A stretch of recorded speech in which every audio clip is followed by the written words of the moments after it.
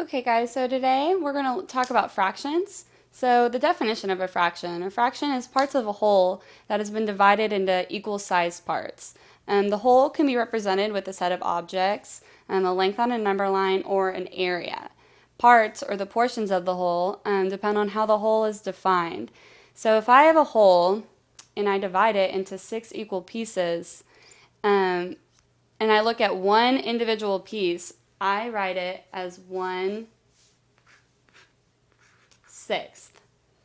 I write it like this because my denominator, which is my bottom number, so 6, represents how many equal parts my whole is split into.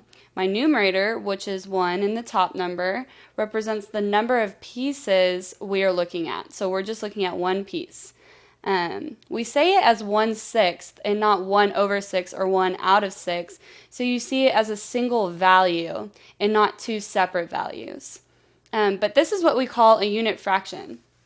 1 over b is a quantity formed by one part of a whole that has been divided into b equal sized pieces. For example, 1/6 is the quantity formed by one part of a whole that's been divided into 6 equal sized parts. So we're going to be looking into this problem today. Sandy has a pizza that has 8 equal sized slices to give to her 4 friends. If she wants to share them equally amongst her friends, what fraction of the pizza will each friend get? There are multiple ways to solve this problem. The first way I'm going to show you is a set model. With the set model, the whole is represented using a set of objects like the 2 color counters that I have in my hand. The parts will also be represented with the counters. So let's look at the problem. We know that the pizza represents the whole, and it's split into 8 equal sized pieces. This is our denominator, which tells us the number of equal sized parts that you divide the whole into. This will be represented by 8 counters of the same color.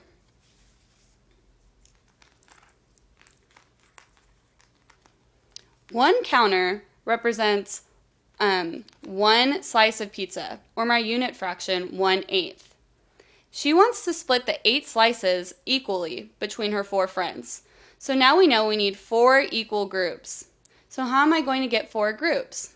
You can divide it into 4 groups like this: 1 group, 2 group, 3 group, 4 group. Or I know that 8 divided by 4 equals 2. So we can put 2 in each group.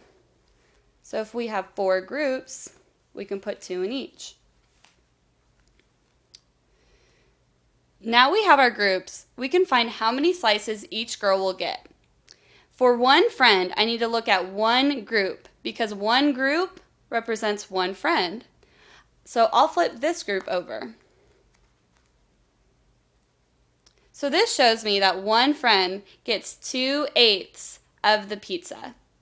So that's how you solve this problem using a set model. Now that we've solved the problem using a set model, let's look at an area model. In an area model, the whole is represented with the region having a certain area. The parts, or the portions of the whole, are represented with the parts that are divided in the area.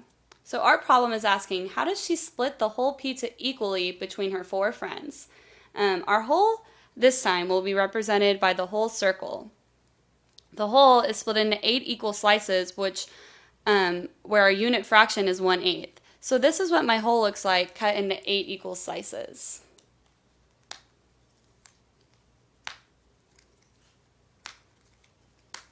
Because like the problem said, she has a pizza that has 8 equal slices.